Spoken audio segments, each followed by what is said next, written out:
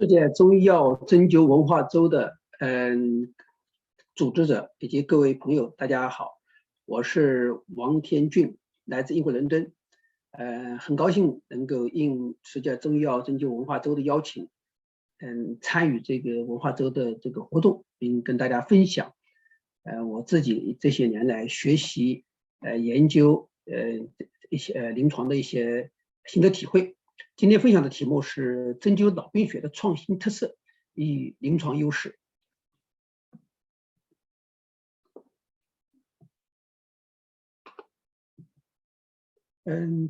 如果我们谈到针灸老病学的这个它的发展情况呢，应该说针灸老病学它是整个我们中医老病学的一个组成部分，它是它的简要发展过程是跟我们整个的中医老病学是密切相关的。如果我们简要的回顾一下的话，实际上我们可以有这么几个主要的一个时间节点吧。第一，就是在2000多年前的《黄帝内经》年代就已经有了老和老病的一些非常基础的一些朴素的一些基本的一些概念。然后在这个《内经》之后呢，就是也有了一些缓慢的发展。在比如讲，在这个医圣张仲景啊，在这个孙思邈千金方啊等等都有的一些论述。其中有一个发到后期1500，黄帝内经之后的1500年左右，大概在李时珍时代呢，就是首次引入了老为元神之府的这么一个著名的论断。把老与神之间的关系做了一个非常高度的概括。之后呢，在明清时代，李时珍嘛，就是本来就是明朝的嘛，然后后面到明清时代，到清末时代呢，随着中西汇通派的一些发展，以及中医理论的发展，又有了更进一步的发展。就最典型的就是我们所说的这个王清任他的那个医林改说里面一个老随说，他的论述应该跟现代对于老的认识已经非常的接近了。当然发展最快的还是最近这40-50年来，中医老病学，尤其是针灸老病学有了非常快速的发展。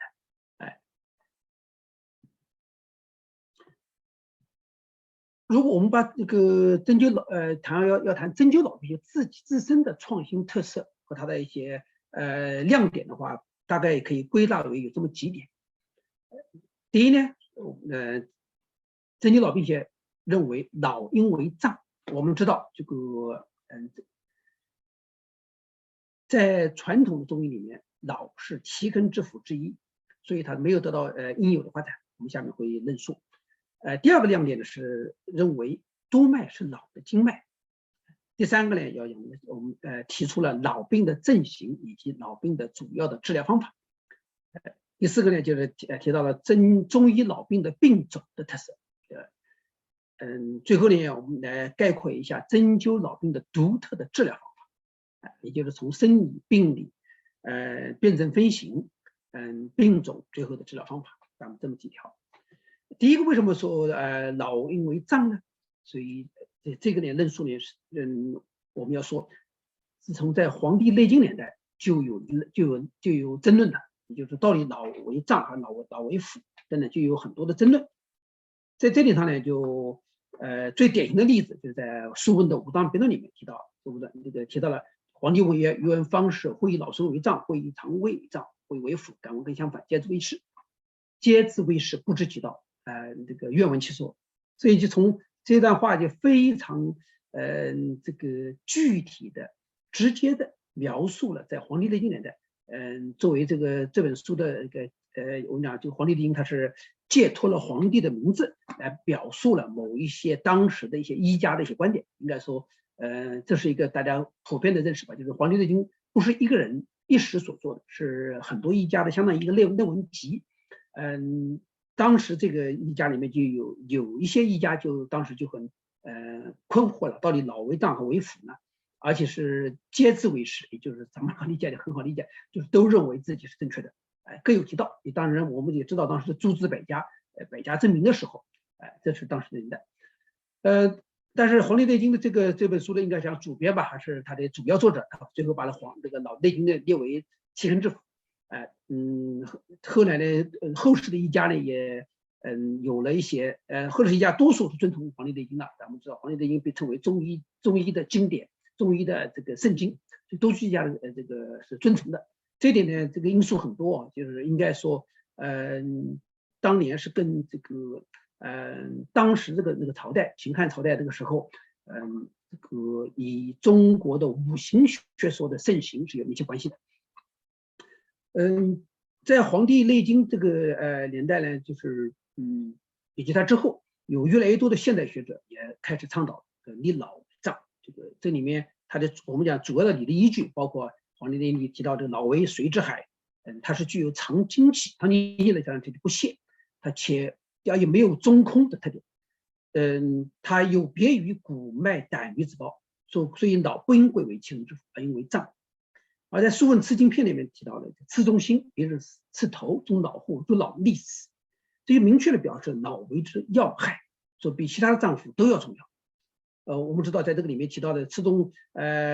心，一日死，从刺中肝、刺中脾、刺中肾，都是3日死、5日死、7日死等等，唯一提到入脑即死。所以就是说，在那个年代就已经认识到，咱们的古人、咱们的祖先就已经认识到，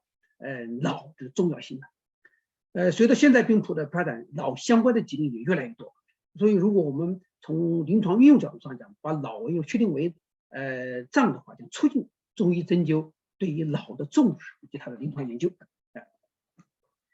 它的脑病学的这个第二大这个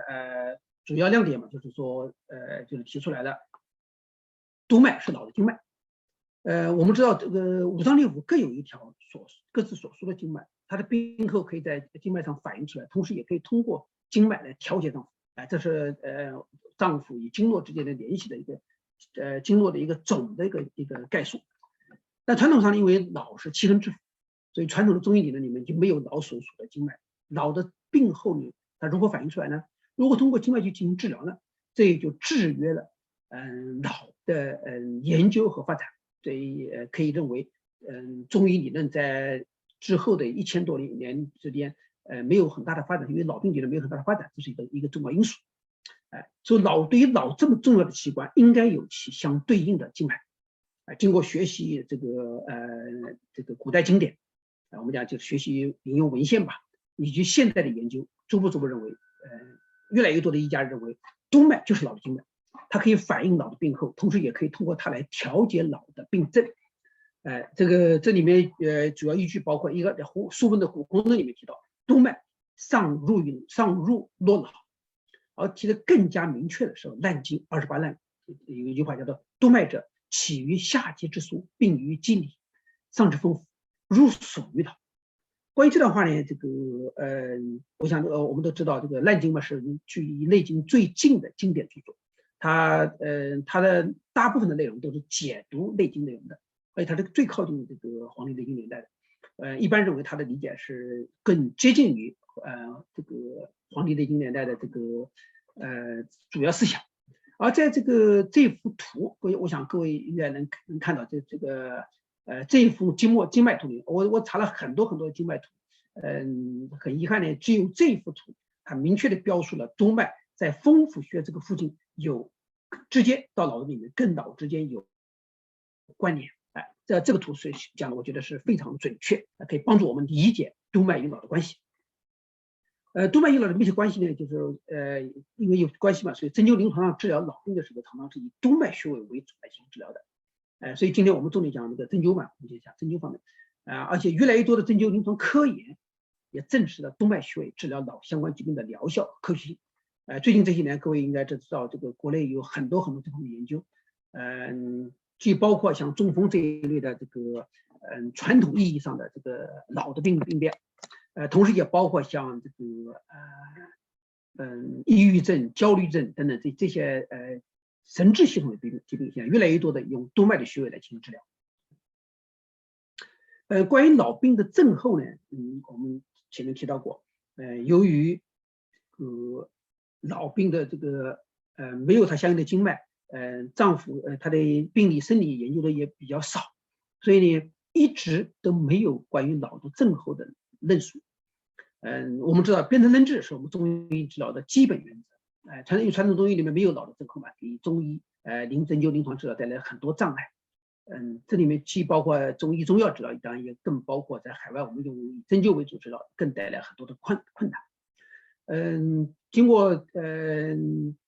这么多年的文献学习和临床研究，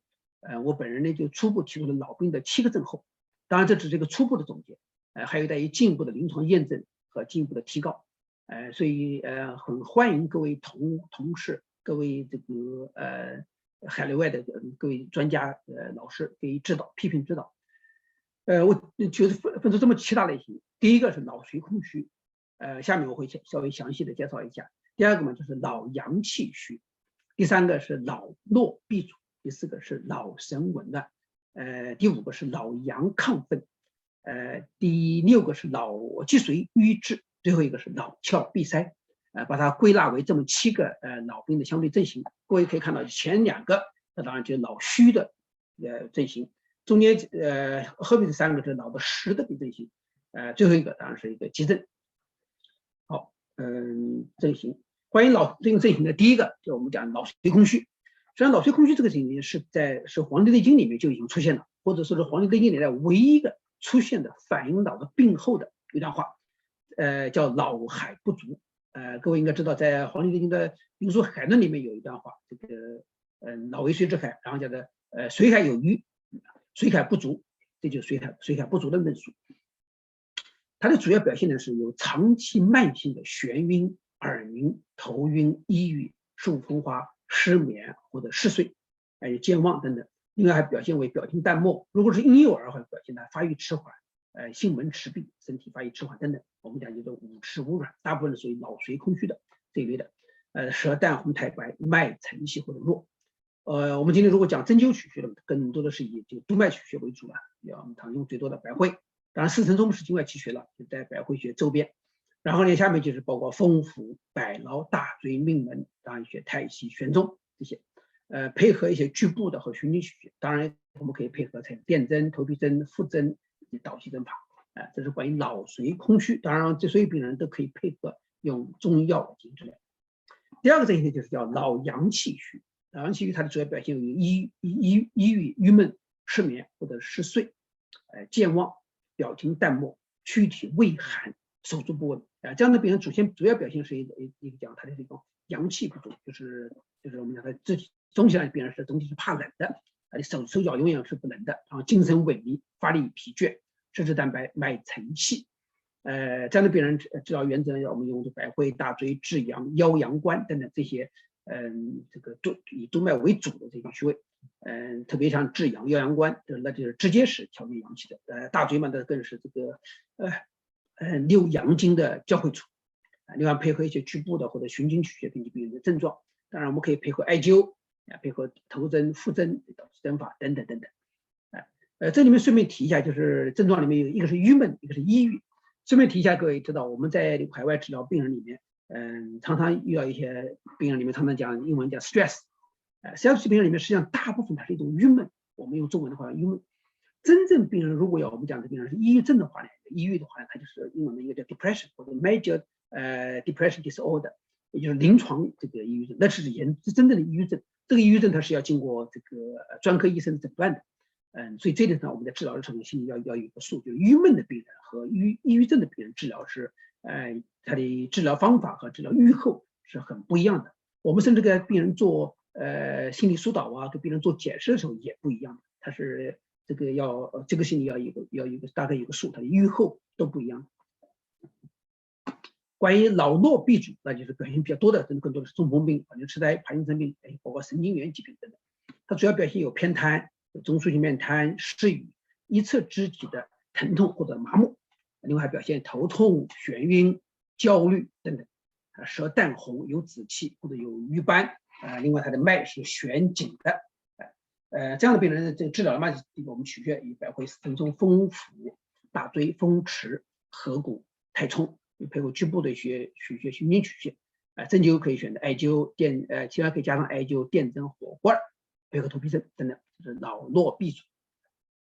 下一个呢，我们讲叫脑神紊乱，那当然就各位知道，这就主要表现为神志病了。它表现抑郁、焦虑，甚至比较严重的这个神志病，抑郁、焦虑、失眠、嗜睡、谵妄、谵语、行为异常，食欲或者减退或者多食、流口水等等。还有表现是淡红、脉弦或者慢或者缩。当然这样的行为异常嘛，就包括咱们也知道有一些这个精神系统疾病的一个，除了这个抑郁、焦虑以外，还有一个比较严重的叫一个精神分裂症，schizophrenia 这个词读起来都是有点拗口啊，病人会出现幻视、幻听等等，这些常常是会表现为脑神紊乱。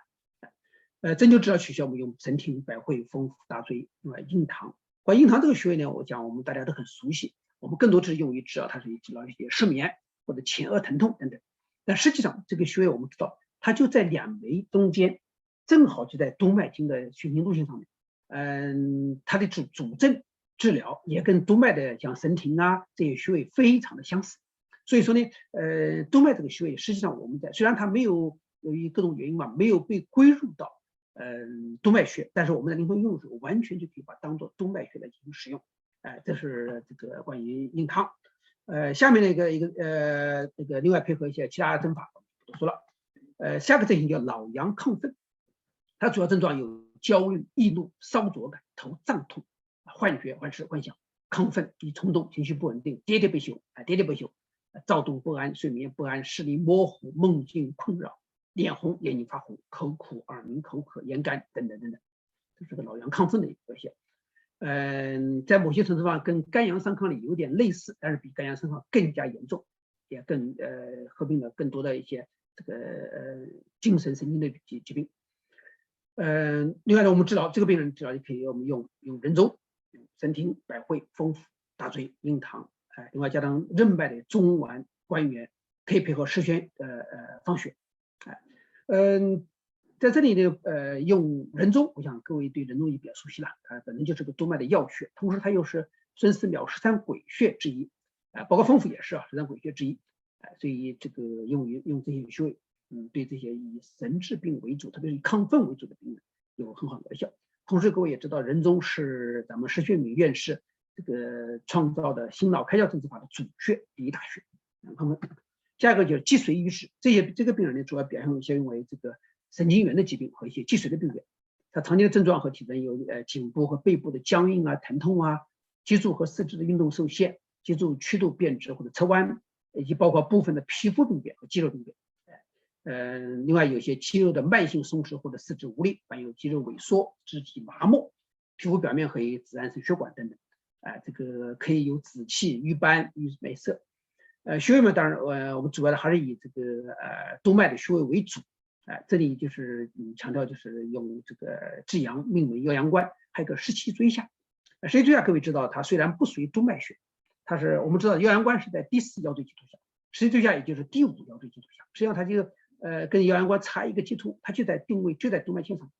这个穴位它在很多方面跟腰阳关是非常非常相似的，但它阶段稍微再低一点，所以它对这个下焦和下肢的这些病变，这个疗效更加突出，所以建议使用。另外我们可以用健里、下脘、气海、关元等等，加上一些局部的穴，这是脊髓瘀滞。再下个叫脑窍闭塞，这个情形在我们一般这个临床上不多见，主要表现为意识丧失、昏迷、休克、谵语、惊厥、抽搐、癫痫等等这样的病人。这样的病人呢就是急症了，用人中、速疗、长强、十宣穴、内关、涌泉等可以点刺放血。时间关系就不展开说。好，这是7个阵型的介绍。在下面我们第4个部分要跟大家汇报的就是关于中医脑病的病种。对于脑病的病种呢，有很多不同的分类方法。这个临床上呢也比较那个繁杂。总体上讲呢，一般我们认为这个中医脑病，它脑病主要包括神经系统疾病和精神系统疾病。总体来讲有这么两个。它我们今天我会选用在这个目前在脑病学方面用的我们这个病种方面用的最多的两本书来进行跟大家分析一下。一个叫《现代针灸病谱》，第二个叫《中医脑病学》。脑病嘛，当然这个我们中国人叫脑病，实际上西方人也叫脑病嘛，它是这个脑病，也就是脑相关疾病，它是神志和中枢神经疾病合在一起，统称为脑病。这下面一个 reference，各位有兴趣可以看一看啊。这个 mental and neurological illness taken together comprise disorders of the brain 这是脑病的概念。关于现代病谱呢，这个内容很多。这本书我觉得花了咱们是天津中文大学的杜元浩教授这个主编的，他花了很大的精力收集了从中文的还有英文的文献，收集了关于疾病的分类方法。它对于脑病，它主要包括在神经系统疾病和精神系统疾病。神经系统疾病它的占的总病谱的是这个13.23%，是针灸病谱的第2大系统。我们知道第1大系统嘛，当然就是主要是一些这个肌肉骨骼，我们讲痛症这一类病了。第2大系统它出现频次我们知道的这个心血管急性血管病变等等等等。然后呢，精神系统疾病呢，它在这个针灸病谱呢排为第6大类，它是占到6.23%，主要包括一个睡眠障碍、痴呆抑郁、焦虑精神分裂症包括肠易激综合症等等等等。如果我们把属于脑病的这个神经系统疾病占了13.23%和精神系统疾病加在一起的话，它就达到了总病谱的19.52%，它甚至超过了原书中排名第1的肌肉骨骼和肌力组织，它是14.9%。也就是说，针灸脑病它是针灸临床上病总数量最大的，就是神经系统疾病和精神系统疾病，需要引起我们足够的重视。我们如果把这个作为脑病的话结合在一起的话，占的病种最大，占将近20%，就是说总体来讲1/5的病都是属于中医脑病的范围。而我这个由王永炎和张伯礼2位院士领衔主编的叫《中医脑病学》，它出版于2007年。这本书呢是应该说被称为奠定了中医脑病学的一个扛鼎之作，奠定了中医脑病学的基础，把中医脑病学成为中医整个中医学一个重要的分支。这本书呢一共有12章48个疾病，其中呢前面43个是神经系统疾病，还有5个是精神系统疾病。这是这本书的一个分类方法。最后呢跟大家汇报一下就关于针灸脑病的独特治疗方法。由于传统上中医脑病理论没有得到足够的重视，所以相对应的中医针灸的治疗方法也不够全面。所以呢，这个目前临床上一般的咱们这个治疗方法大法原则呢，还过多的依赖传统的阴阳五行学说和脏腑八纲辩证，使脑的症候呢散落在其他的症候之下。脑病针灸缺乏独立的诊疗体系和治疗手段。这个呢就想到我们在很多海外的中医群里面经常讨论的一个关于这个做神明的问题。我们还有很多传统的中医大夫还是一直秉持那个心主神明不能改变，这个一旦改变就动摇了中医的理论大厦。我们可以理解这个很多中医大夫对中医的感情热情，这可以理解，心主神明仍然发挥了这个相当大的作用。但是随着疾病谱的发展，随着中医和现代医学的发展，如果我们引入了脑与神明的关系，会对我们临床的中医学的理论的发展和临床治疗提供更大的空间。所以这就是在这里的一个重点。随着现代脑病学理论的发展呢，这个脑病治疗方法也逐渐丰富起来了。除了传统的针灸、火罐、闪灵针以外，后面几个方法应该都属于现代针法或者是传统针法的一些发展。比如讲用到的这个头针，也叫头皮针，心脑开刀针法，另外还有耳针、眼针、腹针、舌针、血注射等等。下面呢就是来简单的把这个常用的针法给大家做一个汇报。第一个针法当然就是头针了。头针是跟中医脑病联系最密切的一个针法。实际上咱们传统理论里面早就有了在头部扎针来治疗疾病的方法，但是呢这些理论呢比较零散，不成系统，而且呢都是按照传统的经络腧穴的理论来指导的。有一些局部指导的方法，但是呢相对来说还比较浅显。